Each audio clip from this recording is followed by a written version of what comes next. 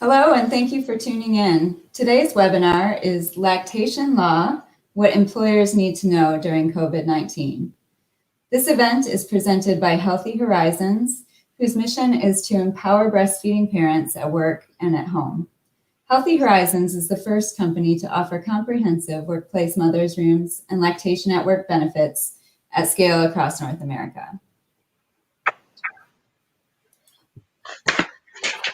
Today, we have the opportunity to hear from three experts on workplace lactation. Sheila Janikos is the CEO of Healthy Horizons. She brings 30 years of experience in providing breastfeeding guidance and education as an international board-certified lactation consultant and a certified lactation instructor.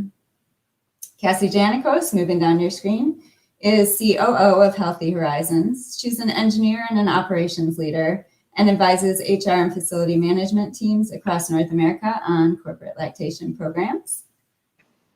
And Cara Barrick, we're so excited to welcome our guest, Cara. She is a shareholder in the San Francisco office of Ogletree Deakins. She counsels businesses of all sizes in employment law compliance issues and has extensive experience representing her clients in the courtroom. Her SPHR CA and SHRM SCP certifications reflect her commitment to the HR profession. For our live listeners and our on-demand viewers, we encourage you to submit questions today. We do have a Q&A session set aside at the end of our presentation today, and we're excited to address any live questions that you have for our speakers. All right, in this webinar, we're going to cover what employers need to know to be compliant with lactation laws, and most importantly, to build an inclusive workplace where breastfeeding parents can be productive and thrive. We'll cover a lot of practical ground to equip you with an understanding of the requirements for lactation rooms, expectations for pumping breaks, and changes that you need to be aware of due to COVID-19. And again, we have a Q&A session at the end, so don't forget to send us in your comments and questions.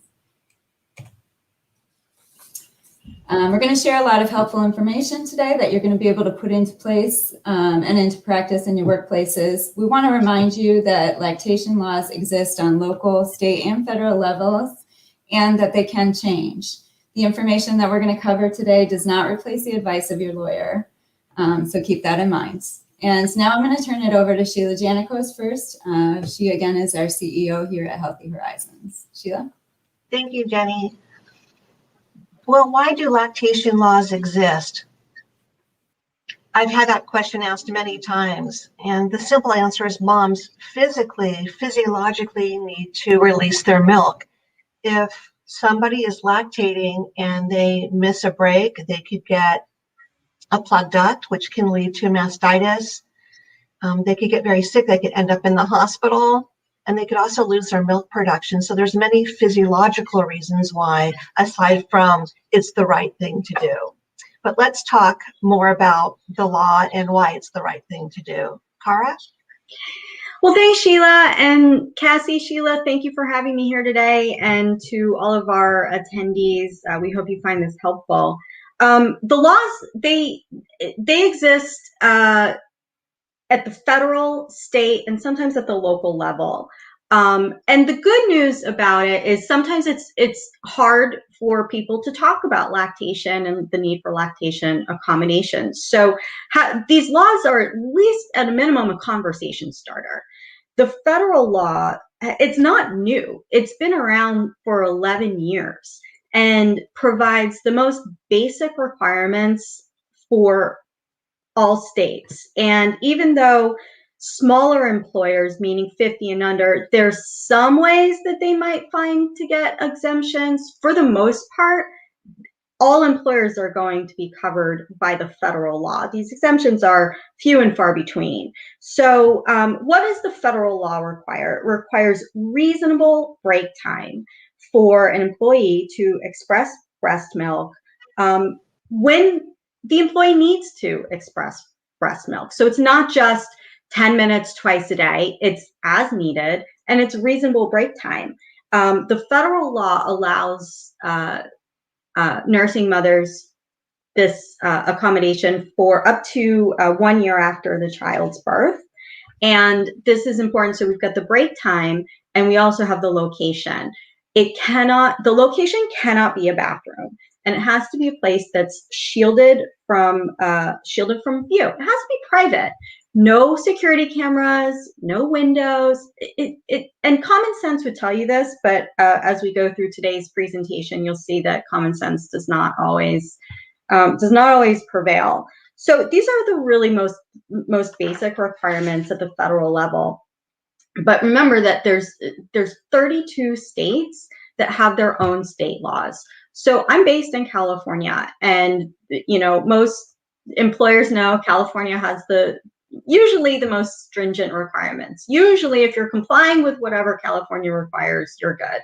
But the laws in each of the 32 states are different. We'll talk later that Georgia actually requires the breaks to be paid, as does Puerto Rico, whereas most states don't, unless the break time overlaps with other paid break time, and we'll talk about that. But just remember, there's the federal law, there's 32 states with their own laws, and then there's local laws, for example, in New York City, San Francisco, Philadelphia, and Baltimore. And so again, just using this as an example, not to be too California centric, but there's the requirement in San Francisco and the requirement in California. They're not exactly the same. So we have to work to make sure that an employer is complying with both. Now, for example, if you're in Alabama or my home state of Florida, where I used to practice, there's no state law. So the federal law is what applies. And we talked about as well reasonable break time. What does that mean? And we'll talk a little bit more about how the federal Department of Law interprets that. But even the federal agency recognizes that the amount of time needed is different for every woman, and the frequency of the breaks is going to be different for every woman. So employers need to keep that in mind. Just because one person is doing it one way, it's not necessarily going to be the same for others. So that's sort of an overview of some of the laws we're going to talk about. Another thing for employers to think about is, what's the plan, right?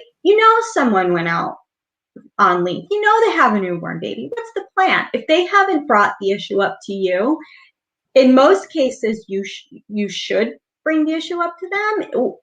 If you know that they're going to be coming back to work and they're going to be nursing, talk about what accommodations they need. But in other instances, the law requires that. And I'll say one more thing about California, even though it's not unique in this respect. It is one of the very few topics that the law requires employers to have a written policy about. So harassment prevention and lactation accommodations are written into the law that an employer must have a written policy. And there's other states that have that as well. So, that will having that policy, because the law requires it, helps you have a plan in place, and it helps us start the conversation with employees. So that's a little bit about the physiological reasons why the laws exist. And let's talk a little bit more, Cassie, about some of the specific requirements for lactation rooms. Thank you. So one of the questions I've been getting a lot is whether companies should keep their lactation rooms open during COVID. And I just want to address that even if you have less employees on site or are reducing capacity due to COVID, please keep your lactation rooms open to comply with the laws and to support your lactating employees. Mothers will need a place to store breast milk. The best practice is to have this inside the lactation room and to use this only for milk storage.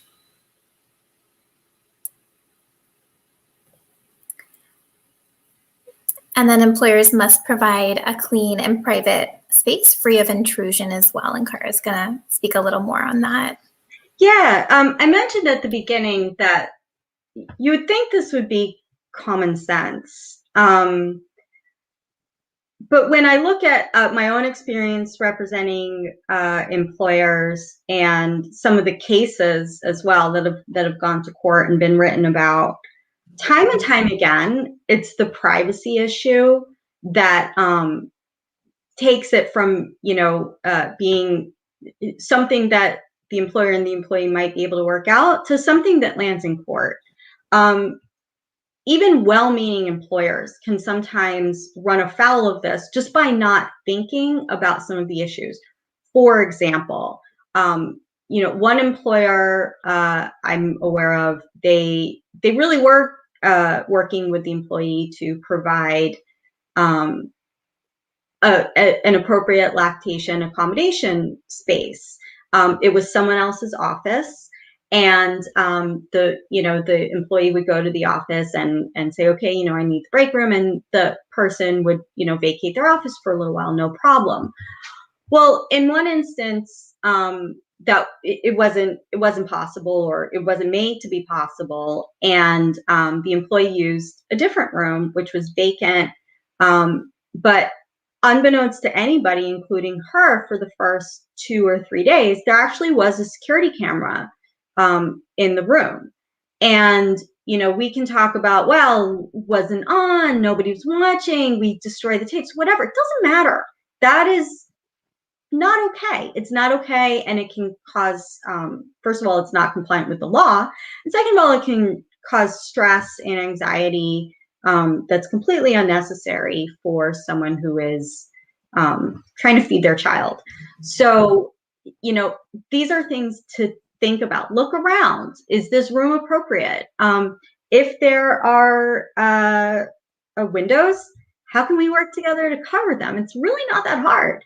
And yet, there's one widely published case. It's actually still pending through the court system in Delaware, where the employee was working in a fast food restaurant, and she kept putting up the paper, someone kept taking it down, sometimes it wasn't there, and so that's time that cuts into the employee's break time that she needs to cover the window.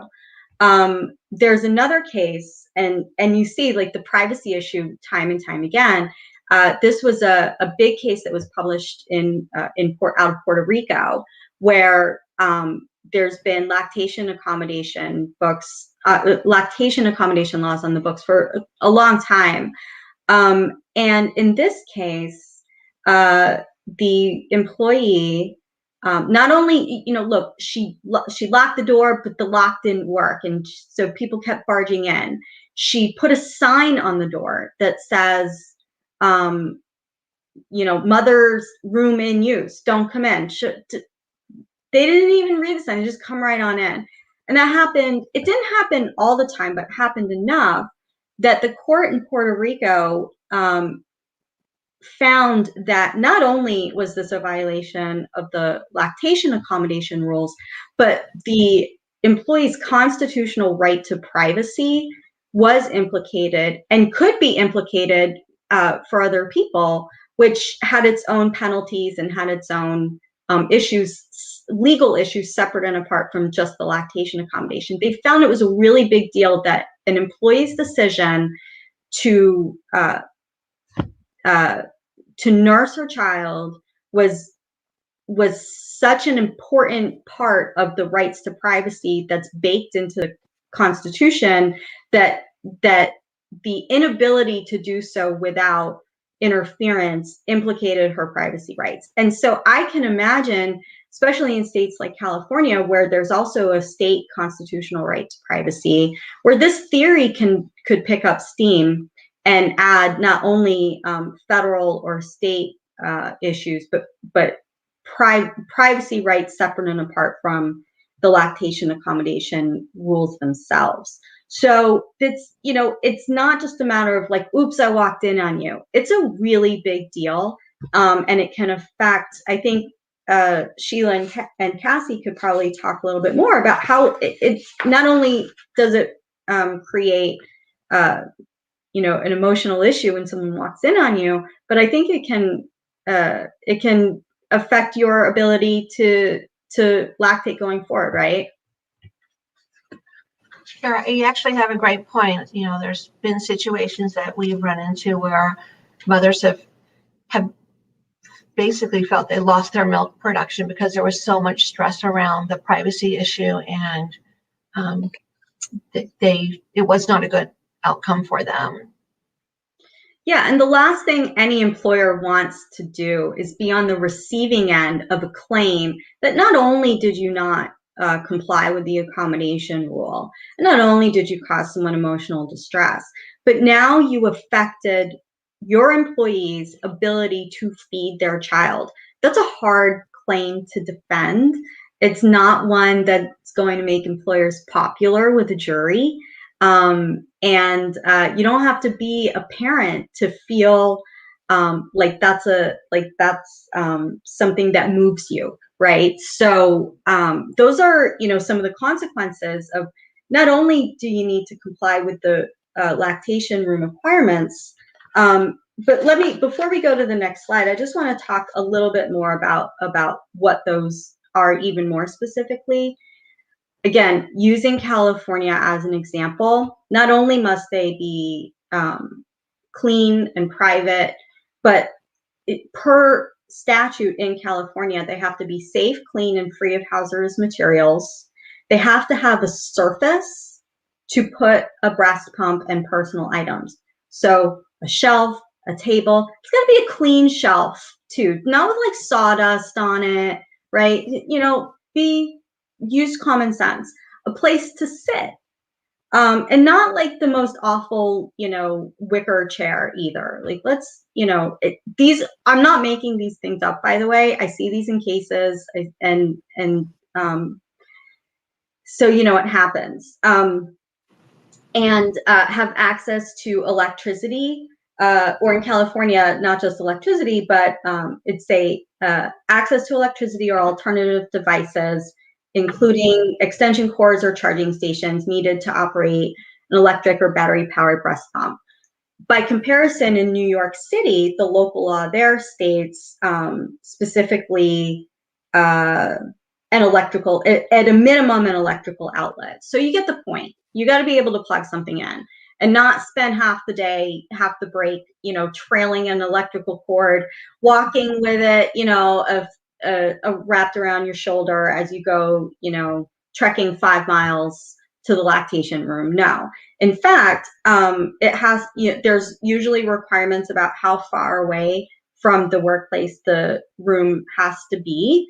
And in addition, and again, I'm using California as an example, the employer shall provide access to a sink with running water and a refrigerator suitable for storing milk in close proximity to the employer's workspace. If a refrigerator can't be provided, an employer may provide another cooling device suitable for storing milk, such as an employer-provided cooler.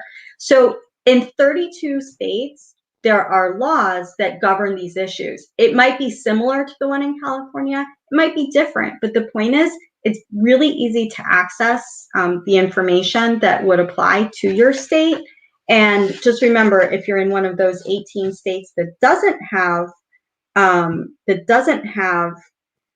specific requirements, it's still common sense to provide a shelf, a chair, and electricity. Those are easy things to do in most circumstances. Cara, I want to add one thing, and this obviously isn't a requirement, is to make sure the environment is comfortable. We've had moms tell us that they pump in server rooms, which are like super cold, and it's impossible to have the milk ejection reflex, which is when the milk is released, pumping if you're freezing. So just common sense, like you said. And so not only are there requirements for rooms, but there are also requirements for breaks.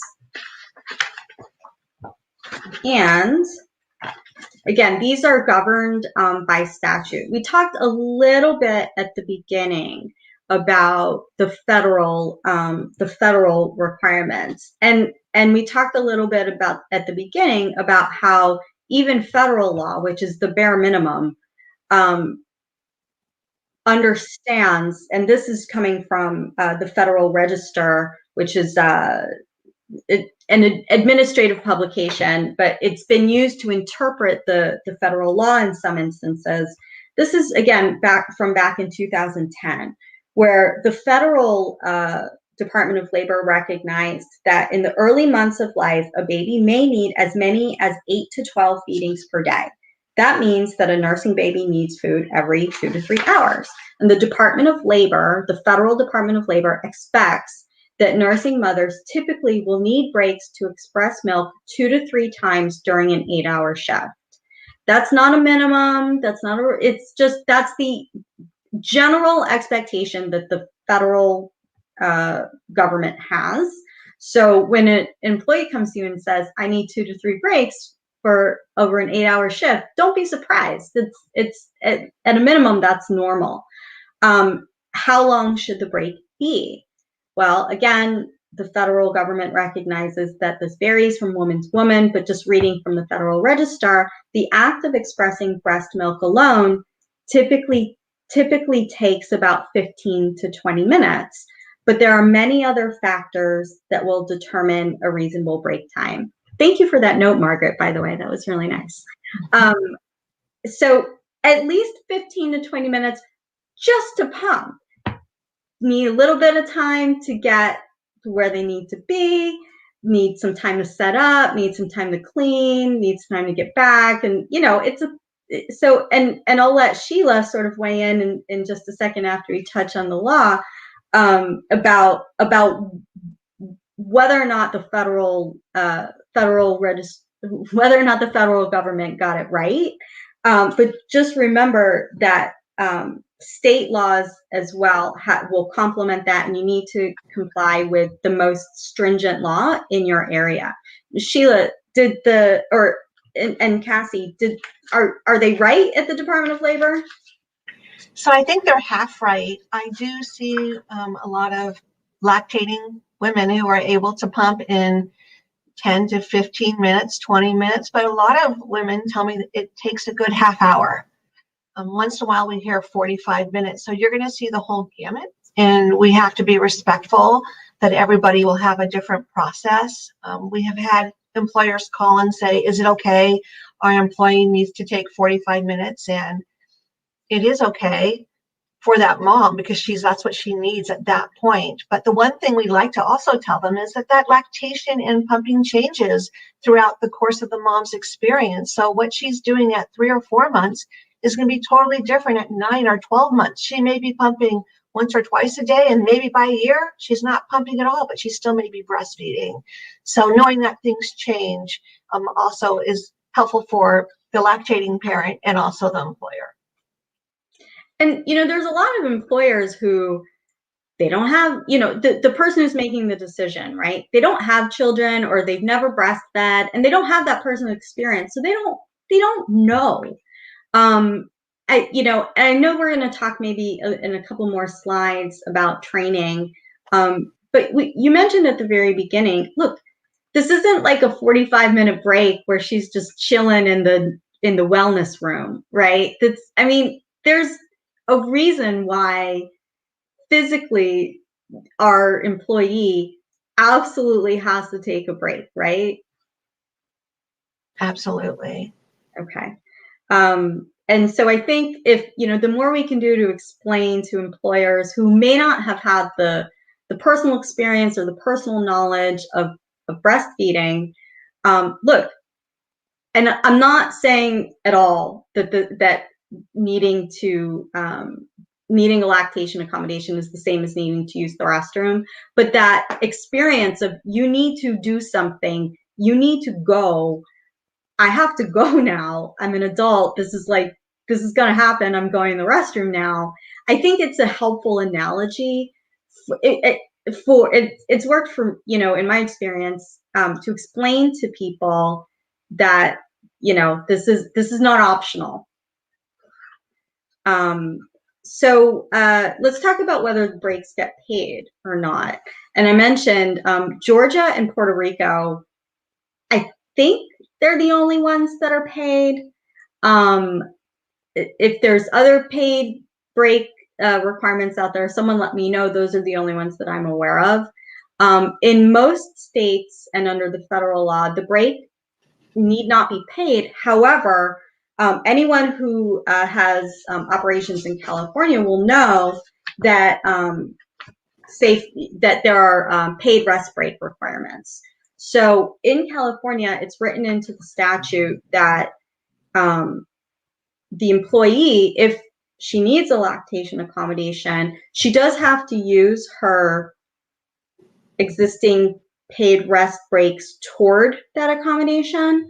So in that respect, the break is paid, but that's, those are only 10 minutes each, and she can have more time, which would be unpaid. So it's not so much that it's a paid lactation accommodation break, but it's a paid rest break that's being applied toward the lactation accommodation.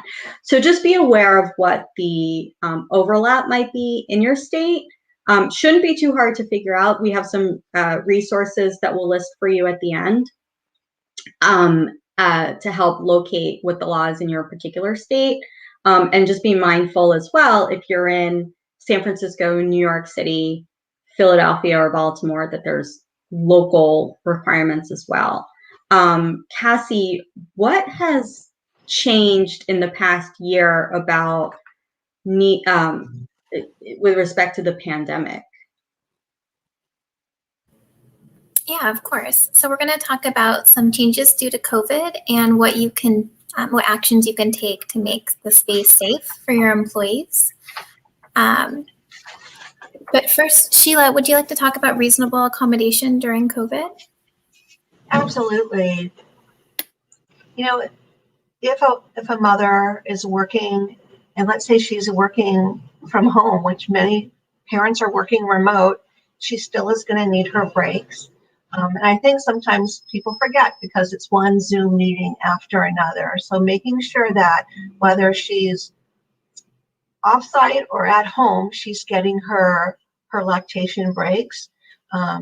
If for some reason she has to go into the office or into the lab or wherever she's working, and it is not a safe environment, sometimes the mothers should be put maybe in another role temporarily.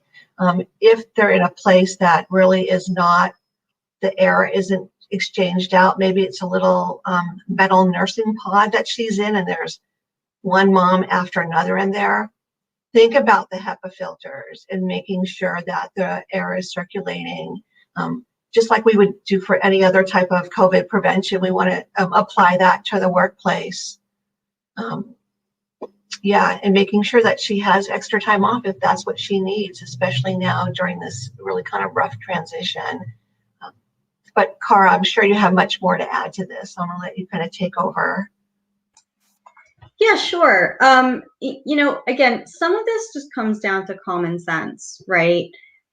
We've had to make sure that when we've had employees working remotely, that they're still getting their statutory meal breaks and their statutory rest breaks. And lactation accommodations are no different. It's up to the employer to, make sure that that whether it's a matter of timekeeping, whether it's a matter of not just being mindful of your employees' needs.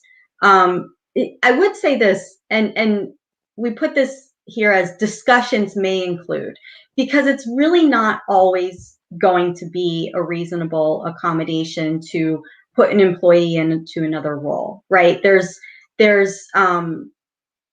the employer's obligations are not infinite, but that, that's not to say that it can't be discussed and that it shouldn't be considered.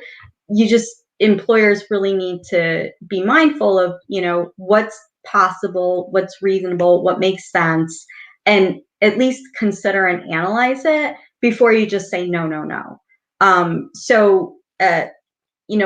Every situation is different. Every employee is different. Every workplace is different. There's not going to be a hard and fast rule.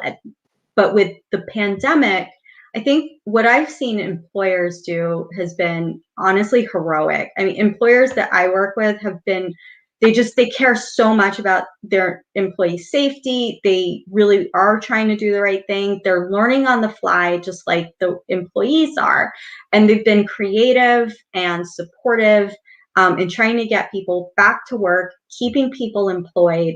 And so I think there's been a lot of not just with lactation accommodations, but just across the board, how can we get things done safely? So I think with that being the mindset and some of the creativity that employers have become open to since the pandemic, it's a good opportunity for people to talk about lactation accommodations that maybe weren't like on the table earlier. So again, that's why we say discussions may include, because it's not a given that every accommodation is going to work for every person. But you know, with the framework being, you need to have break time and you need to have a location. Let's make it work, right? Let's find a way to make this work. I did want to talk. I don't want to move from this slide just yet, in case we have more to add on it. But I did want to talk before we go to the next one. Actually, that's still on COVID as well. So I wanted to make sure we talk about penalties before it's my, you know, because I'm the lawyer, so I have to talk about what happens if you get in trouble. But after the next slide, when we get to takeaways, we'll make sure to put a pin in that. But I'm going to pass the baton back to Sheila and Cassie to talk a little bit more about changes due to COVID in general. Yeah, so changes due to COVID and some items that you can do to make sure your employees are safe. Next slide, please, would be things like thinking about the space that they're using. So some cities have space constraints, right? There's only so many square feet in a building in New York or San Francisco. So employers will combine like a meditation, wellness, prayer, lactation room. This is allowed, but the best practice is to have that dedicated lactation space, because the moms always need to have priority. And during COVID, it's more important to have the dedicated space to limit the number of people really using that area and to make sure the moms, you know, feel safe and accommodated. Another item is rooms with multiple pumping stations. This is, you know, also very common at, you know, large companies or places with space constraints. If you do have this, you want to make sure that the pumping stations are 6 feet apart. And if you're able to put a partition or a divider between the spaces for even more separation, if you have multiple people in there at once. We spoke a little earlier about safe air, but adding a HEPA filter can be really helpful because that'll filter out those particles. It's typically not feasible to open, it may not be feasible to open the door to the lactation room because it's going to invite other people in, and the way air change rates work, cracking the door really won't impact the air in a meaningful way. So we do recommend the HEPA filters if you don't already have them. In terms of maintenance of the lactation room and breast pump, monitoring the space always is important, but during COVID, I would say there's increased importance. We want to make sure that, you know, we're able to quickly address any risky behaviors that are going on in the room, and to ensure, you know, moms have a stress-free pumping experience at work. The last thing you want to consider is changes to employee status with their family. You may not have seen your employees for a year or many, many months, and, you know, things can quickly change. So make sure that you're checking in with your employees about, you know, if they need the lactation room and kind of where they are in that journey, so you can properly accommodate them and so that you're prepared. And with that, we're going to go to takeaways.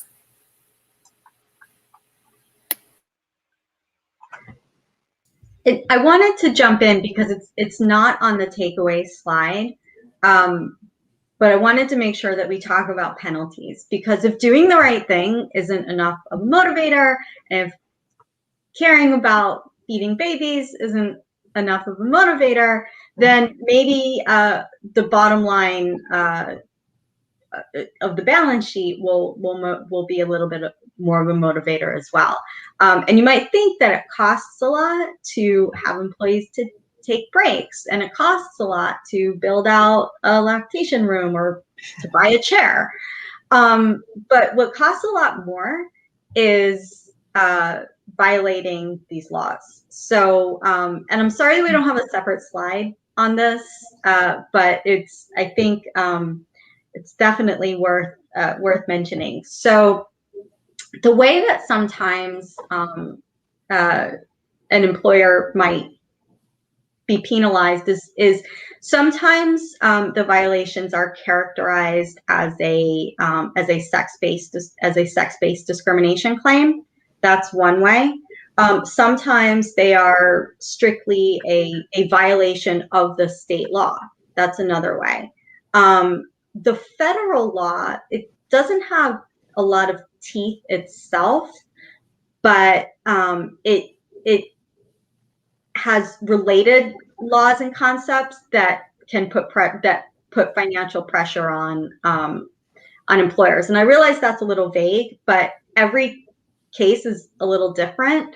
So there's a lot of different theories. Let's put it this way: there's a lot of different theories and opportunities for someone to claim that they were discriminated against or not accommodated that have real penalties. Under the federal law, even if not in court, if someone were to take it to the Department of Labor, the Department of Labor can assess civil penalties. I personally haven't seen this happen, but the penalties are high. In the state of California, the state labor commissioner also has the power to assess penalties.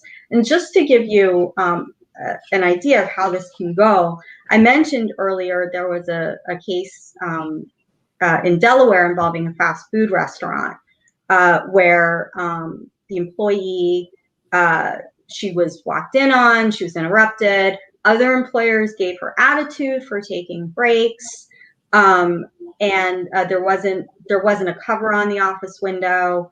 And one of her coworkers was nice enough to make squeezing hand gestures at her when he saw her pumping through the window. So not only is that offensive, immature, and obnoxious, but it can also be against the law. So the jury, this case went to a jury, and the jury awarded the employee $25,000 in what's called compensatory damages and $1.5 million in punitive damages.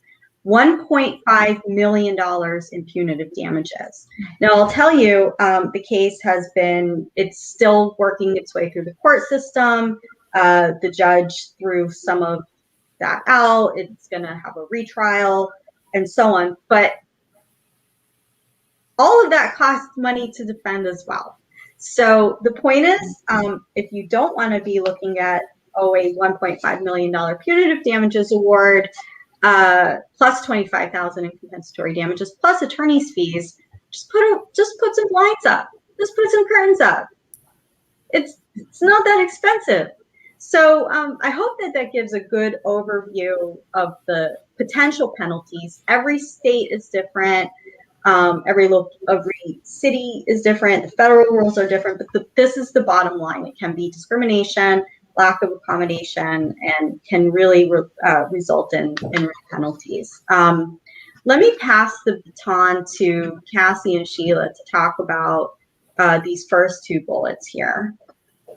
Yeah, about lawsuits, I just want to add that there has been an 800% increase in lactation-related lawsuits, according to UC Hastings. So we're seeing more and more of this. So making sure you're compliant is so important.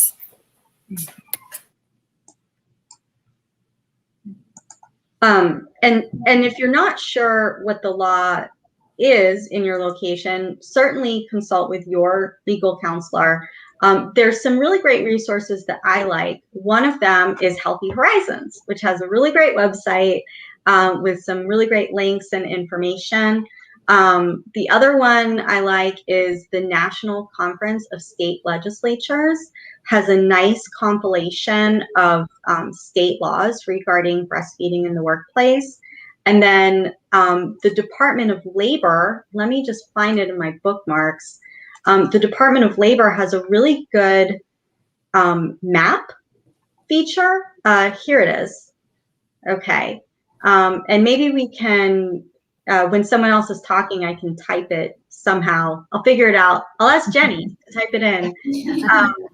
The Department of Labor, if you find the page that's called Employment Protections for Workers who are pregnant or nursing.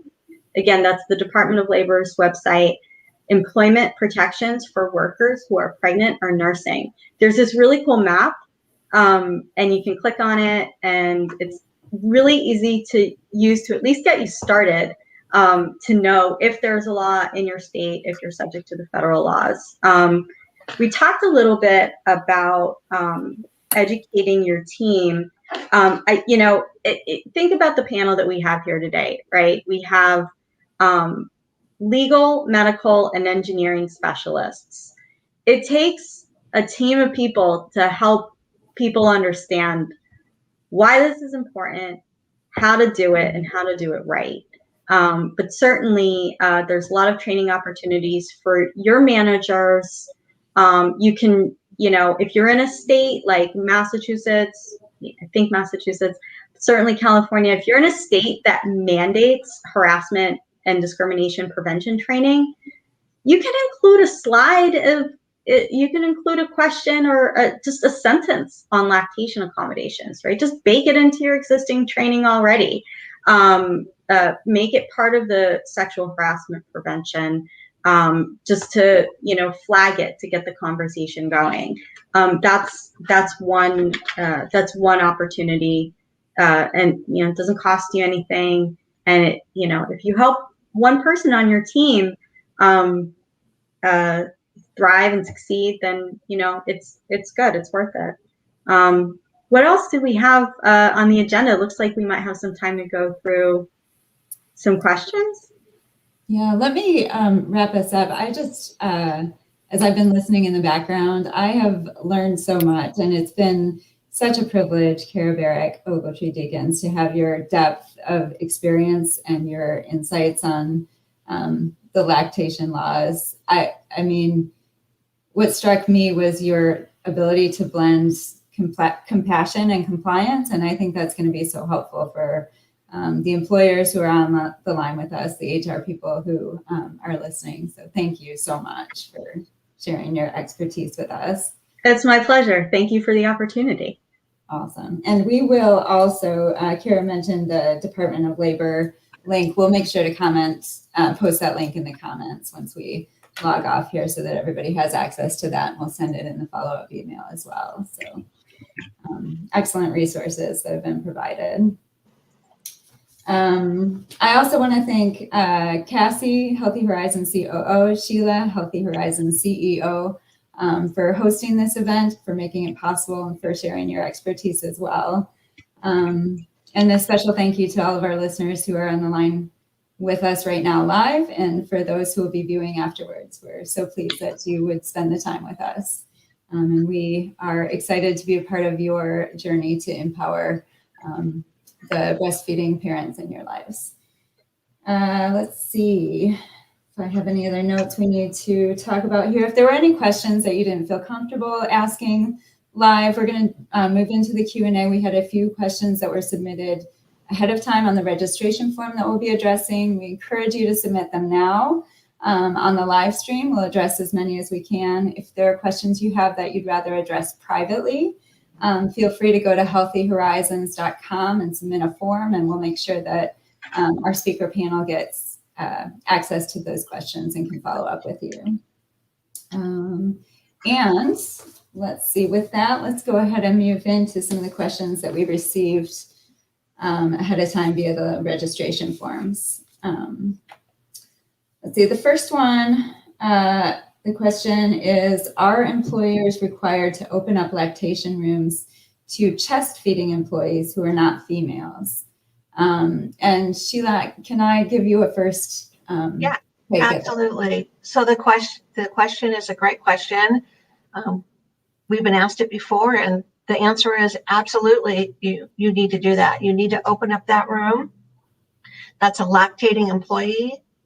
As Cara had said to us, it's not up to the employer to decide how female or non-female an employee is. And if that person has that physiological need, they can have access to that room. Great. Cara, Cassie, anything you would add on that question from the registrant today? Oh, the only thing I would add is, you know, especially if it's not a multi-user room, then certainly it should, you know, but if there's a employee issue, then that might be something that an employer might want to talk to their counsel about at the time, because it just might be something that the employer hasn't experienced before, and they just might need some guidance in real time.